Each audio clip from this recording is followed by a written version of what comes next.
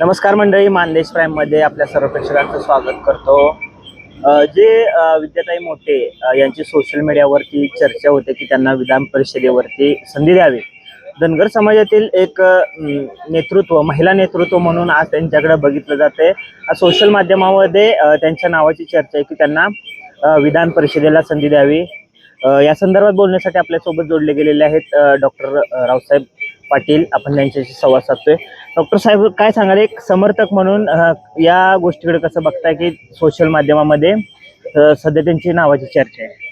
खऱ्या अर्थानं अखंड महाराष्ट्रभर विद्याताईंच्या नावाची जोरदार चर्चा आहे। खरं तर या महाराष्ट्रातील तमाम जनतेची ही लोकभावना आहे। खरं तर एका मेंढपाळ कुटुंबातली सून अनेक सर्वसामान्य माणसांसाठी रस्त्यावरची लढाई, सामान्य माणसांच्या न्याय आणि हक्कासाठी लढणारी अनेक धनगर समाजातील रणरागिणी आणि अहिल्या सावित्रींच्या विचाराचा, कार्याचा वारसा आणि वसापुढे जिवंत ठेवणारी एक लेख खऱ्या अर्थानं जर विधान परिषदेवर गेली तर धनगरच नव्हे, तमाम महाराष्ट्रातील बहुजनांचा हा आनंदाचा दिवस असेल।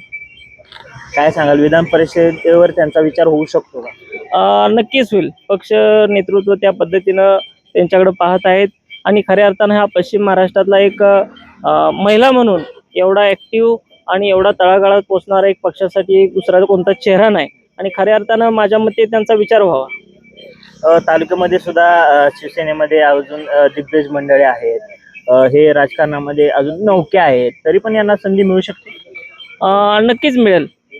नौके म्हणण्यापेक्षा तुमच्यामध्ये राजकीय गुण किती आहेत किंवा तुमच्यामध्ये पेशन्स किती आहेत आणि तुमच्यामध्ये सर्वसामान्य माणसांना न्यायासाठी लढण्याची ताकद तुमच्यामध्ये किती आहे आणि आज तुम्ही किती प्रस्थापित लोकांना कशा पद्धतीनं तुम्ही आज रिप्लाय देऊ शकता आणि खऱ्या अर्थानं ते धाडस विद्याताईंमध्ये आहे आणि कुठल्याही गोष्टींना न जुमानता भीता त्या सामान्य माणसासाठी लढत आहेत। त्यामुळे नक्की 100% विद्याताईंचा विचार विधान परिषदेसाठी होईल।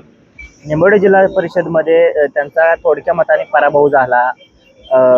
पराभव झाल्यानंतर त्या लोकांमध्ये आहेत का, जनसेवेमध्ये आहेत का, काय?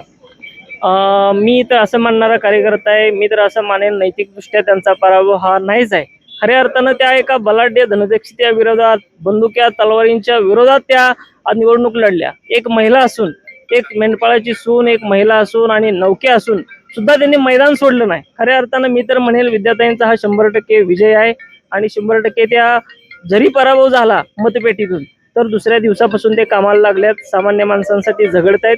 त्यामुळे निश्चितपणे त्यांना संधी मिळेल।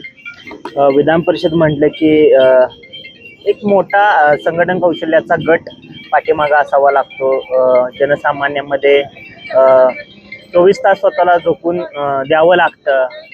एक कार्यकर्त्यांची त्यासाठी एक मोठी फळी असावी लागते। या सर्व गोष्टी बघता तुम्हाला काय वाटते?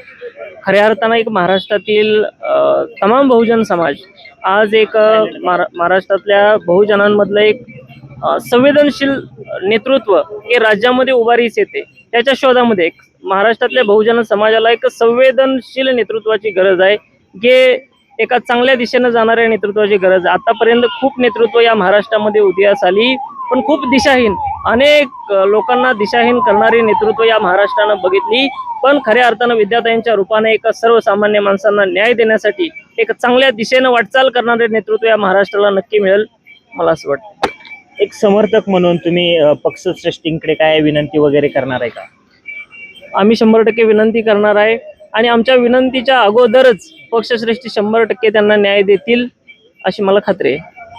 तर हे होते विद्याताई मोठे यांचे समर्थक डॉक्टर रावसाहेब पाटील। त्यांनी एक भावना व्यक्त केलेली आहे की हे जे नेतृत्व आहे, सर्वसामान्य लोकांना न्याय देणारं नेतृत्व आहे, तळागाळातील लोकांपर्यंत जरी पराभव झाला असला तरी अजून ते जनसामान्यामध्ये वावरणारं नेतृत्व आहे आणि पक्षश्रेष्ठी नक्की विचार करतील।